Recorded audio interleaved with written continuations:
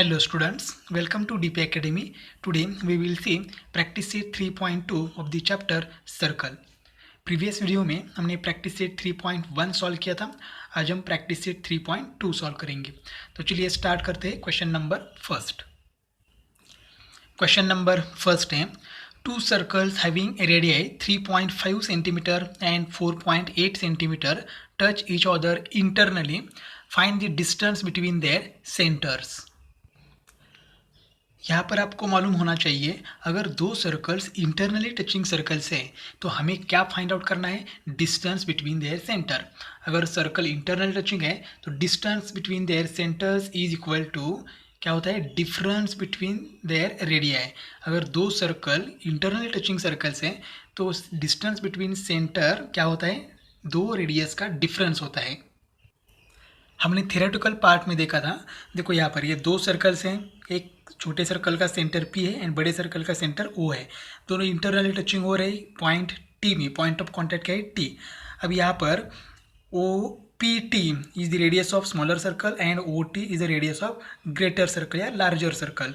और फिर distance between their centre मतलब OP हमें फाइंड आउट करना है. तो OP इज इक्वल टू क्या होता है, R1 माइनस R2. मतलब दो रेडियस है उनका डिफरेंस लेना है हमें. और अगर वही दो सर्कल अगर एक्सटर्नली टचिंग सर्कल्स है तो हमें डिस्टेंस बिटवीन देयर सेंटर्स मतलब OP फाइंड आउट करना है. तो क्या करना है, देखो R1 प्लस R2 मतलब सम ऑफ देयर रेडियाई. यह हमें याद रखना है. बस अगर इतना याद है तो हम इजीली फाइंड आउट कर सकते हैं. डायग्राम की भी ज़रूरत नहीं है.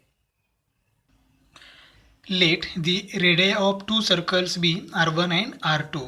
दो सर्कल्स हैं इंटरनल टचिंग हो रहे और दोनों की रेडियस हमने कंसीडर की R1 एंड R2. यहाँ पर हमने लिखा R1 is greater than R2 मतलब एक रेडियस क्या है, बड़ी है और एक रेडियस छोटी है. तो R1 बड़ी है एंड R2 छोटी है. उल्टा कंसीडर किया तो भी चलेगा. Therefore R1 is equal to, R1 greater है इसलिए R1 is equal to 4.8 centimetre and यहाँ पर R2 होना चाहिए R2 is equal to 3.5 centimetre. अब दो सर्कल्स कैसे हैं, the two circles are touch internally एक दूसरे को टच हो रहे. Therefore distance between their centres is equal to क्या होता है, डिफरेंस ऑफ देयर रेडियाई मतलब R1 माइनस R2. अगर यहाँ पर आपने R2 ग्रेटर देन R1 लिखा है तो देखो यहाँ पर क्या आएगा, R2 माइनस R1. कैसे भी कंसीडर करो कोई प्रॉब्लम नहीं है. अब डिफरेंस ले लो तो R1 क्या है 4.8 माइनस R2 क्या है 3.5. अगर दोनों का डिफरेंस लिया तो क्या आएगा 1.3 सेंटीमीटर.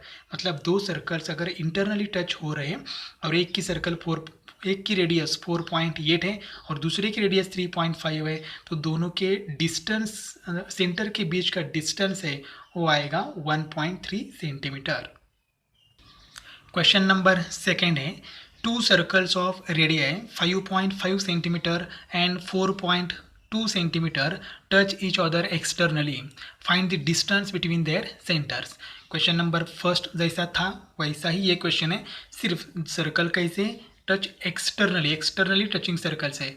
अब इंटरनल टचिंग सर्कल थे तब their distance between their centres क्या था, R1 माइनस R2. तो यहाँ पर क्या होगा, सम ऑफ देयर रेडियाई मतलब R1 प्लस R2. बस दोनों रेडियस की क्या करनी है, एडिशन करनी है. आपको मिलेगा distance between their centres. Let the radii of two circles be R1 and R2 where R1 is greater than R2. तो R1 क्या है 5.5 centimetre and R2 is 4.2 centimetre. देखो R1 is greater than R2. अब circles क्या है, this two circles are touch externally. दो circles externally touch हो रहे हैं तो डिस्टेंस बिटवीन देयर सेंटर्स क्या आएगा R1 plus R2.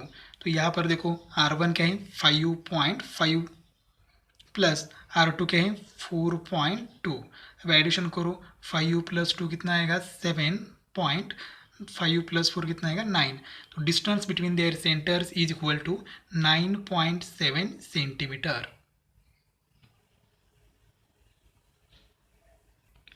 Question number third है if radii of two circles are 4 centimetre and 2.8 centimetre. Draw figure of these circles touching each other first externally and second internally. अब दो circles हमें draw करने हैं जिसकी radius 4 centimetre and 2.8 centimetre है। First वो दो सर्कल्स एक्सटर्नली टच होने चाहिए एंड सेकेंड केस में वो दो सर्कल इंटरनली टच होने चाहिए। तो चलिए डायग्राम ड्रॉ करते हैं। अब दो सर्कल से एक्सटर्नली टच हो रहे हैं तो दोनों सर्कल को क्या होगा, सेंटर होगा। तो पहले सेंटर कंसीडर करते हैं। Let O and P be the centers of two circles, be the centers of two circles। दो सर्कल के सेंटर से फर्स्ट सर्कल का सेंटर O है एंड सेकेंड सर्कल का सेंटर P है। अब देखो सर्कल क्या है, एक्सटर्नली टचिंग सर्कल से अगर डिस्टेंस बिटवीन देयर सेंटर चाहिए तो क्या होना चाहिए, दोनों सेंटर का डिस्टेंस अगर कैलकुलेट करना है और एक्सटर्नल टच सर्कल है तो क्या होगा, उनकी एडिशन करना होगा रेडियस की। तो यहाँ पर रेडियस हमें दिया है R1 इज इक्वल टू, ठीक है, late R1 and R2 be the radii of the circles having centers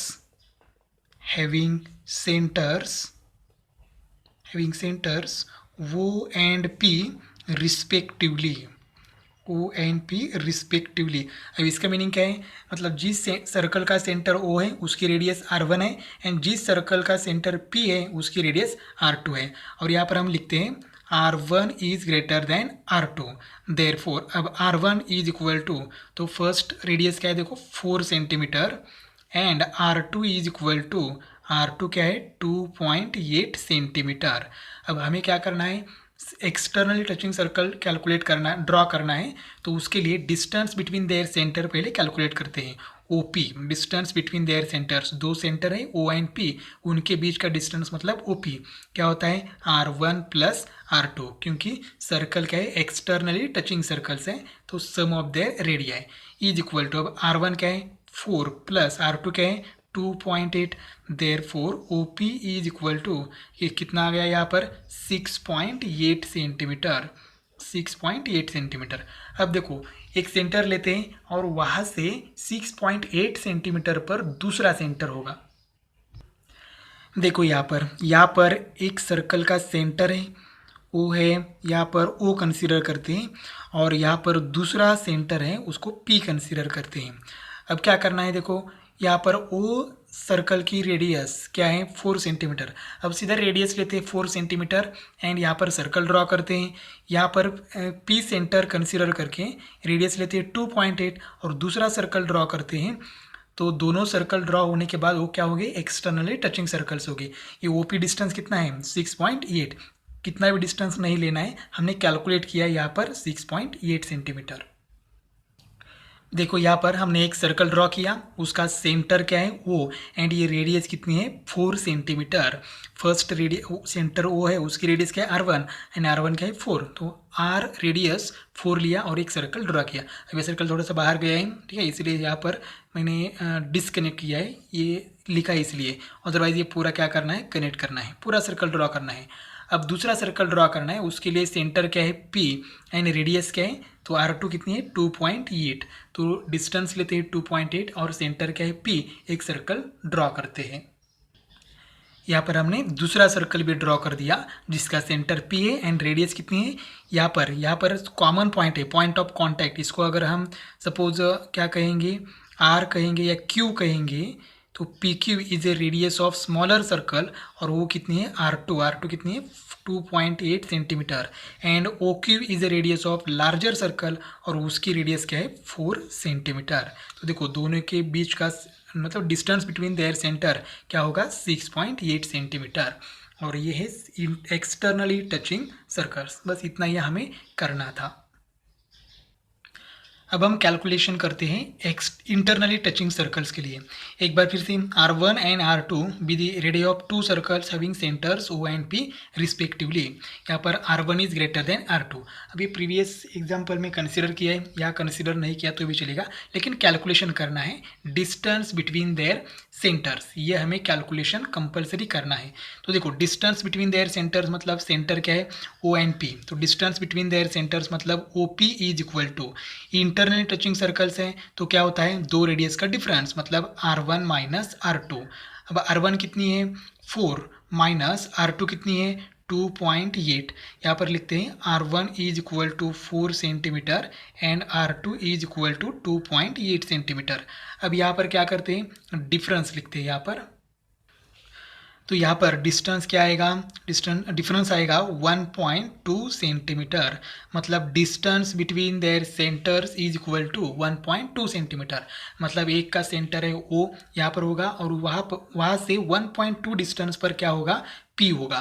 तो ये डिस्टेंस बिटवीन देयर सेंटर्स है। तो पहले 1.2 सेंटीमीटर की एक सेगमेंट, एक लाइन सेगमेंट ड्रॉ करते हैं। देखो यहाँ पर 1.2 सेंटीमीटर की एक सेगमेंट है, यहाँ पर सेंटर है O और यहाँ पर सेंटर है P। अब हमें क्या करना है, हमें O सर्कल ड्रॉ करना है जिसका सेंटर क्या है वो, और उसकी रेडियस क्या है R1 मतलब 4 सेंटीमीटर। तो 4 centimetre radius and centre O है और सर्कल हम ड्रॉ करते हैं। This is the circle having centre O and radius 4 centimetre. अब दूसरा सर्कल ड्रॉ करते हैं जिसका सेंटर क्या है P एंड उसकी रेडियस क्या है R2 मतलब 2.8 सेंटीमीटर। यह है स्मॉलर सर्कल जिसका सेंटर है P एंड रेडियस है 2.8। अब क्या करते हैं, ये जो OP सेगमेंट है ये यहाँ तक क्या करते हैं, हम एक्सटेंड करते हैं, मतलब रेडियस ऑफ लार्जर सर्कल हम ड्रॉ करेंगे यहाँ पर। ये radius OQ is a radius of larger circle and radius PQ is a radius of smaller circle। तो दोनों के बीच का डिफरेंस OP है, सेंटर के बीच का डिस्टेंस है और वो है 1.2 सेंटीमीटर एंड P क्या है, कॉमन पॉइंट। तो इस तरह से हमें external touching circles and internal touching circles draw करना था, हमने ड्रॉ कर दिया। नेक्स्ट क्वेश्चन है, in the figure the circles with centres P and Q touch each other eight R। A line passing through R meets the circles at A and B respectively. Prove that first, segment AP parallel segment BQ. Second, triangle APR similar triangle RQB. And third, find angle RQB if angle PAR is equal to 35 degree. Diagram है इस question में, तो diagram पहले draw करते हैं और समझते हैं क्वेश्चन में कि एक्चुअली क्या दिया है एंड क्या करना है। ये है डायग्राम, ये सर्कल है, इसका सेंटर P है, यहाँ पर ये दूसरा सर्कल है, उसका सेंटर Q है। PQ is a distance between their centres. अब क्या किया हमने एक लाइन ड्रॉ की है, लाइन AB, और वो पॉइंट R से पास हो रही है। पॉइंट R क्या है, point of contact of two touching circles. अब प्रूव क्या करना है, तीन चीज़ें हमें प्रूव करना है। फर्स्ट है segment AP parallel segment BQ। देखो यहाँ पर ये AP है और ये BQ है, ये एक दूसरे को पैरेलल है, ये हमें प्रूव करना है। तो चलिए स्टार्ट करते हैं फर्स्ट के लिए, फर्स्ट क्वेश्चन प्रूव करते हैं। अब यहाँ पर देखो, यहाँ पर ये लाइन ये भी है, तो यहाँ पर एक दो एंगल तैयार हुई है, एक है PRA और दूसरा है QRB, मतलब ये एंगल और ये एंगल एक दूसरे के क्या है, अपोजिट एंगल्स। तो वर्टिकली अपोजिट एंगल्स क्या होते हैं, कॉन्ग्रुएंट होते हैं, सेम होते हैं। देयरफॉर हम ऐसे लिख सकते हैं, therefore angle PRA congruent angle QRB। Equation first, देखो यहाँ पर PRA ये एंगल और QRB मतलब ये एंगल एक दूसरे को क्या है, कॉन्ग्रुएंट है, क्योंकि रीजन क्या है, opposite angles, vertically opposite angle या फिर अपोजिट एंगल्स। अब यहाँ पर एक ट्रायंगल लेते हैं, ट्रायंगल PAR, ये ट्रायंगल लेते हैं, इन ट्रायंगल PAR। अब देखो यहाँ पर ट्रायंगल में PA एंड PR सेम है, क्योंकि PA is the radius of circle and PR is also radius of circle, मतलब एक ही सर्कल के रेडियस है, तो क्या है, सेम ही होगी। देयरफॉर यहाँ पर ऐसे लिख सकते हैं, therefore segment PA congruent segment PR, reason क्या है, radius of the same circle, radius of the same circle.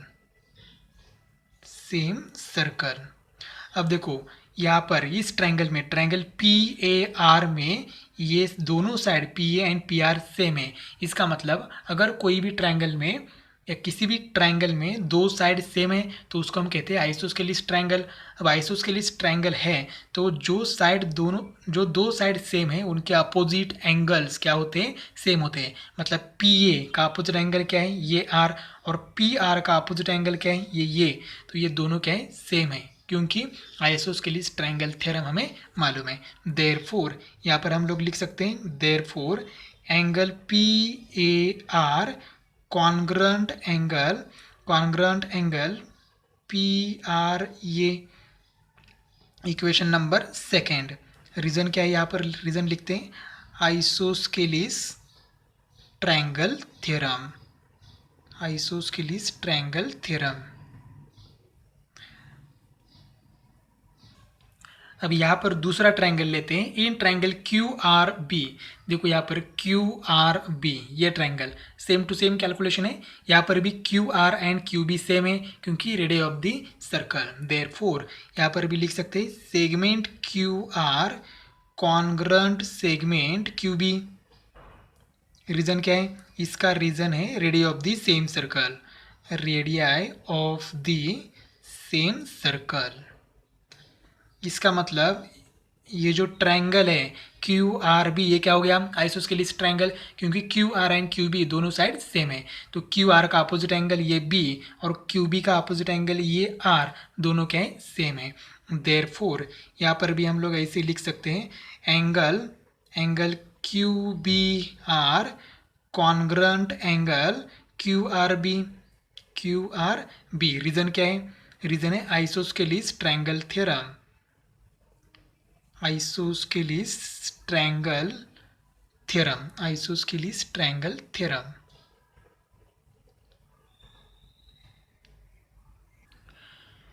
अब यहाँ पर देखो क्यू आर बी है यहाँ पर, तो इक्वेशन फर्स्ट में देखो क्या है, Q R B, angle Q R B. Angle Q R B की जगह हम क्या लिख सकते हैं, एंगल पी आर ए, क्योंकि दोनों क्या है, कॉन्ग्रुएंट मतलब सेम है। तो हम क्या करेंगे, इस क्यू आर बी को हम रिप्लेस करेंगे एंगल पी आर ए को।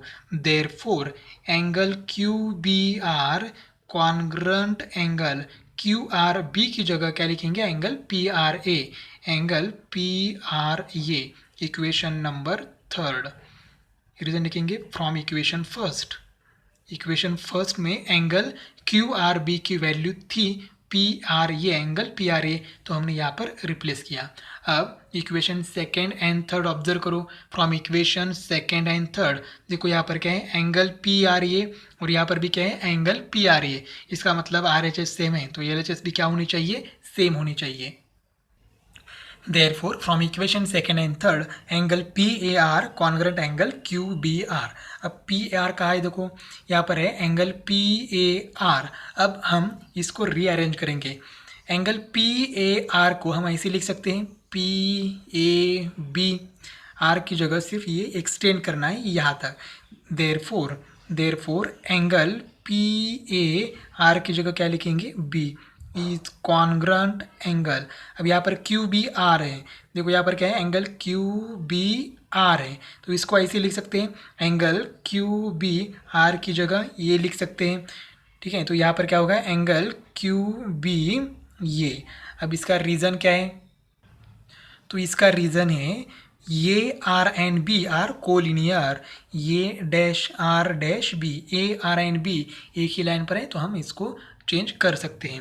अब यहाँ पर देखो एंगल पी ए बी कहाँ पर है, एंगल पी ए बी मतलब ये एंगल है, और यहाँ पर क्यू बी ये मतलब ये एंगल है। तो देखो अगर पी ए, अगर सपोज कंसीडर करो ये पी एंड क्यू बी अगर पैरेलल हैं तो ये भी क्या हो गई, ट्रांसवर्सल, और ये दोनों एंगल क्या है, अल्टरनेट एंगल्स। ठीक है, तो यहाँ पर ये पैरेलल नहीं है, लेकिन ये देखो ये अल्टरनेट एंगल है, और अल्टरनेट एंगल कैसे आ गए, कॉन्ग्रुएंट। इसका मतलब क्या है, by alternate angle test for parallel lines, ये दोनों लाइन ये पी एंड बी क्यू क्या है, पैरेलल है, क्योंकि अल्टरनेट एंगल ऑलरेडी क्या है, कॉन्ग्रुएंट है। Therefore by alternate angle test for parallel lines, दो लाइन क्या है, पैरेलल्स। कौन से लाइन, सेगमेंट ये P parallel segment B Q, ये दोनों क्या है, पैरेलल है। देखो यहाँ पर है ये पी और ये बी क्यू, ये हो गई ट्रांसवर्सल, तो ये दोनों एंगल क्या है, अल्टरनेट एंगल्स, और अल्टरनेट एंगल्स कॉन्ग्रेंट होते हैं। यहाँ पर ऑलरेडी अल्टरनेट एंगल कॉन्ग्रेंट आए हैं, इसलिए वो दो लाइन क्या है या दो सेगमेंट क्या है, पैरेलल है। फर्स्ट का आंसर हो गया। सेकंड क्या है, triangle A P R similar triangle R Q B, ये हमें प्रूव करना है।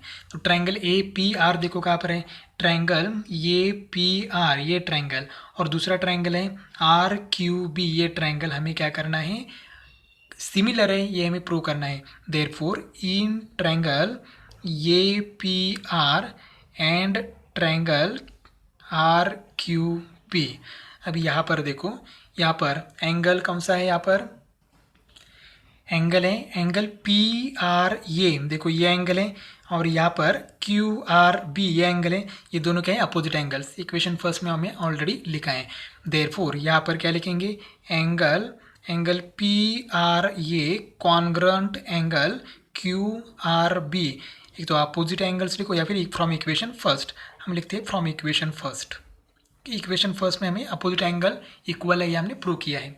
अब देखो यहाँ पर एंगल है एंगल पी ए आर, ये एंगल है, और यहाँ पर है एंगल क्यू बी आर, ये दोनों एंगल भी क्या है, कॉन्ग्रेंट। यहाँ पर देखो हमने प्रूव किया है, यहाँ पर P A R congruent angle Q B R, इसको कहते हैं इक्वेशन नंबर फोर्थ।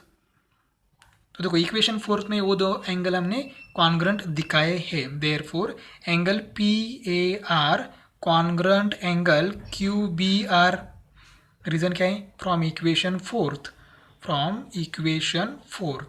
अब देखो दो ट्रायंगल सिमिलर दिखाने के लिए दो एंगल, ठीक है, चलेगा। Therefore by angle test triangle A P R similar triangle R Q B, ये दो ट्रायंगल क्या हो गए, सिमिलर हो गए। थर्ड क्वेश्चन है, find angle R Q B if angle P A R is equal to 35 degree. Angle P A R is equal to कितना है, 35 degree. Then what is the measure of angle R Q B. R Q B हमें calculate करना है, तो पहले are Q B ढूंढते हैं कहाँ पर है। देखो यहाँ पर डायग्राम में आर क्यू बी मतलब ये एंगल हमें फाइंड आउट करना है, और दिया है कौन सा एंगल, पी ए आर मतलब ये एंगल हमें दिया है 35 डिग्री। अब देखो ये 35, तो ये भी कितना होगा, 35 फ्रॉम इक्वेशन सेकेंड में क्या है, P A R angle P A R is equal to angle P R A, तो ये दोनों एंगल सेम है।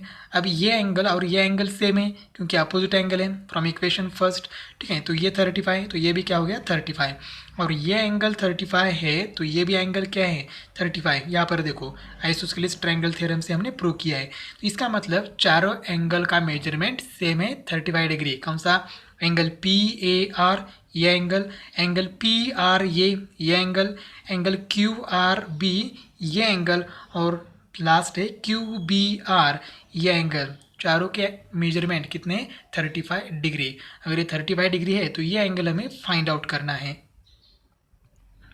Therefore from equation first, second, third and fourth ये चारों एंगल का मेजरमेंट क्या है 35 डिग्री, अभी हमने देखा। अब हम एक ट्रायंगल लेते हैं, in triangle Q B R, देखो ट्रायंगल कौन सा है, Q B R, triangle Q B R ये ट्रायंगल। अब ट्रायंगल की प्रॉपर्टी हमें मालूम है, the sum of measure of all angles of triangle is 180 degree. तो इस ट्रायंगल में तीनों एंगल की एडिशन कितनी आती है 180। देयरफॉर क्या होगा, यहाँ पर angle Q R B plus angle Q B R plus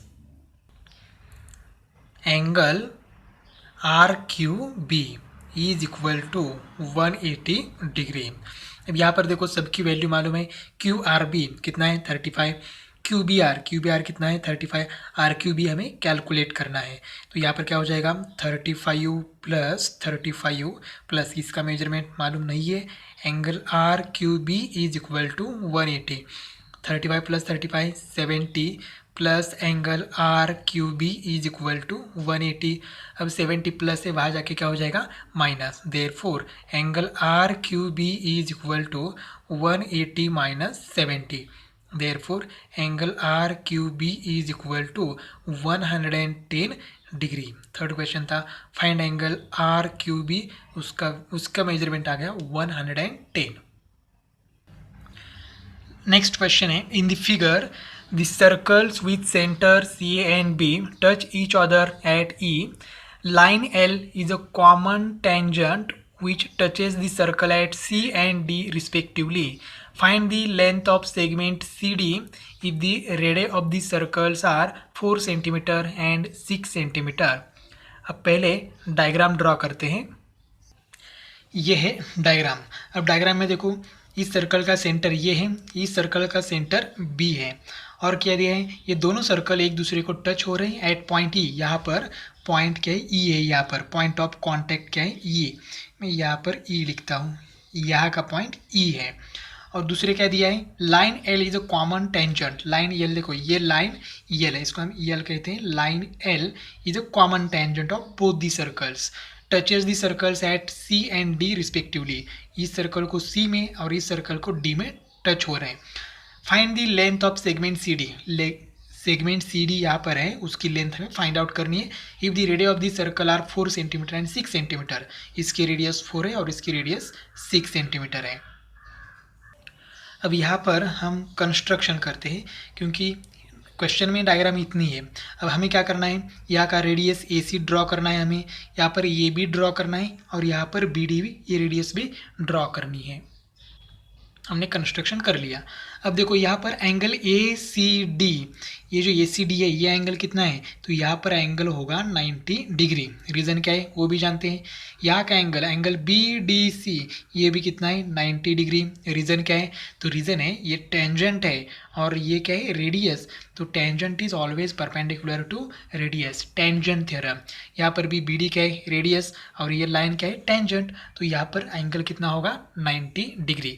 तो पहले ये लिखते हैं, therefore angle ACD is equal to angle BDC is equal to 90 degree. Reason क्या है, टेंजेंट थ्योरम, टेंजेंट थ्योरम।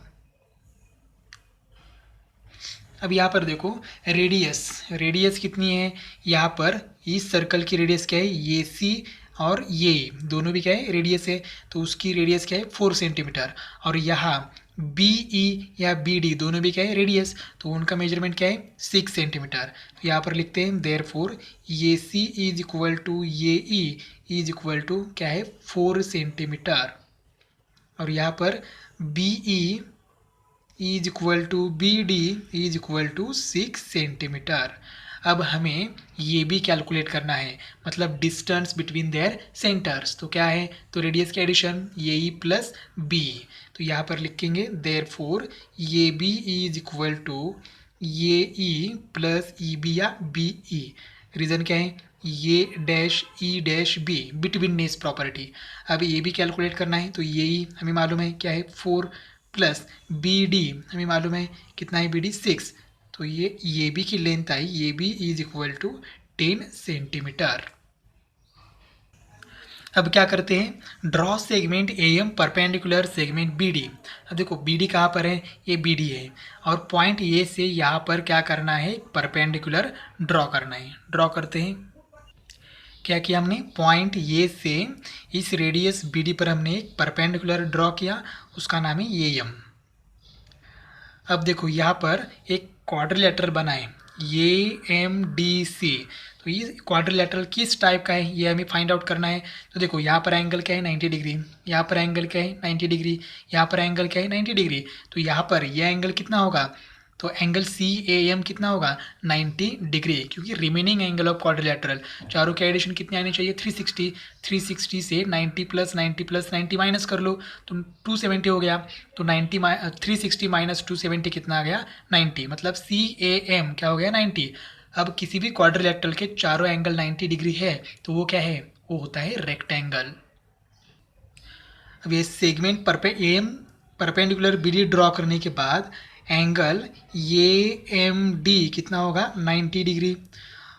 तो यहाँ पर देखो angle C A M is equal to 90 degree. क्या है? Remaining angle of quadrilateral, remaining angle of quadrilateral A M D C. अब ये quadrilateral A M D C क्या हो गया? रेक्टेंगल। यहाँ पर देखो ये A M D C is a rectangle, therefore quadrilateral AMDC is a rectangle. अब रेक्टेंगल की प्रॉपर्टी क्या है? Opposite sides are congruent. तो देखो यहाँ पर AC की अपोजिट साइड क्या है? DM। तो यहाँ पर हम लोग लिख सकते हैं AC is equal to DM is equal to, अब DM की वैल्यू तो मालूम नहीं है लेकिन AC मालूम है। AC क्या है? देखो 4 सेंटीमीटर। AC क्या है? 4 सेंटीमीटर। अब हमें AM and CD opposite side से वो सेम है लेकिन AM की वैल्यू मालूम नहीं है और हमें फाइंड आउट क्या करना है? CD। इसका मतलब अगर AM मालूम हो गया तो हम लोग CD इजीली कैलकुलेट कर सकते हैं क्योंकि अपोजिट साइड है, सेम ही होगी। लेकिन AM कैसे कैलकुलेट करें? तो देखो यहाँ पर हमें DM तो हो गया, अब MB अगर मालूम हो गया तो देखो यहाँ पर एक ट्रायंगल है, ट्रायंगल AMB। तो ये राइट एंगल ट्रायंगल है, तो ये भी हमें मालूम है 10 सेंटीमीटर। अगर MB मालूम हो गया तो बाय पाइथागोरस थ्योरम हम AM कैलकुलेट कर सकते हैं। तो पहले MB कैलकुलेट करते हैं। उसके लिए देखो BD इज इक्वल टू, हम ऐसे लिख सकते हैं BM प्लस DM।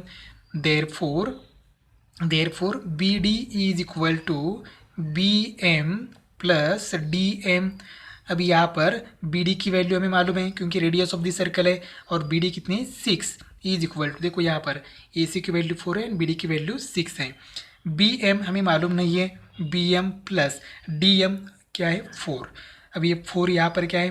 प्लस है, यहाँ पर क्या आके क्या हो जाएगा? माइनस। इसका मतलब 6 minus 4 is equal to BM। Therefore BM is equal to 2 centimetre. अब यहाँ पर B हो गया 2 एंड ये भी हो गया 10। तो इस ट्रायंगल में पाइथागोरस थ्योरम अप्लाई कर सकते हैं। Therefore in triangle AMB angle AMB कितना है? 90 degree. Therefore by Pythagoras theorem,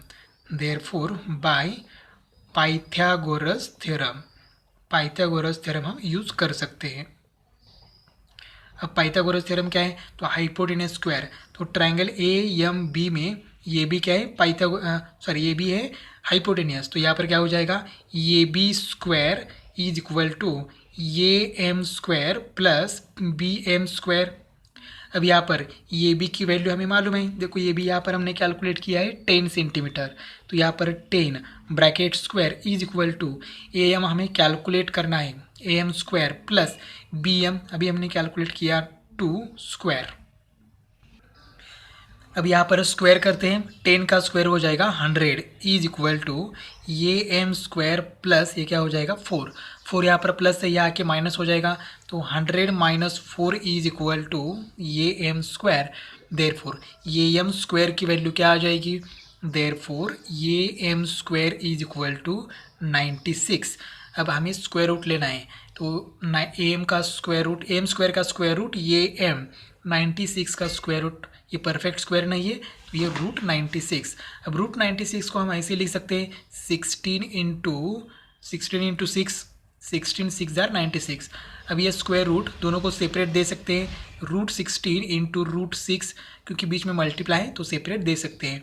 therefore AM is equal to 16 का स्क्वायर रूट 4 और रूट 6 एज इट इज़। तो AM की लेंथ क्या आ गई? 4 रूट 6 सेंटीमीटर। लेकिन हमें AM नहीं कैलकुलेट करना है, हमें क्या कैलकुलेट करना है? CD। देयरफॉर AMDC ये क्या है? रेक्टेंगल है तो उनके अपोजिट साइड क्या है? सेम है। Therefore CD is equal to क्या हो जाएगा? AM। Therefore CD is equal to AM की वैल्यू क्या है? 4 रूट 6 सेंटीमीटर और यही हमें फाइंड आउट करना था। तो देखो एग्जाम्पल कोई हार्ड नहीं है, सिर्फ हमें थोड़ा सा कंस्ट्रक्शन करके थोड़ा सा हमें एक उसका सेटअप करना पड़ा। तो यहाँ पर हमें CD मिल गया 4 रूट 6 सेंटीमीटर। नेक्स्ट वीडियो में हम प्रैक्टिस सेट 3.3 देखेंगे।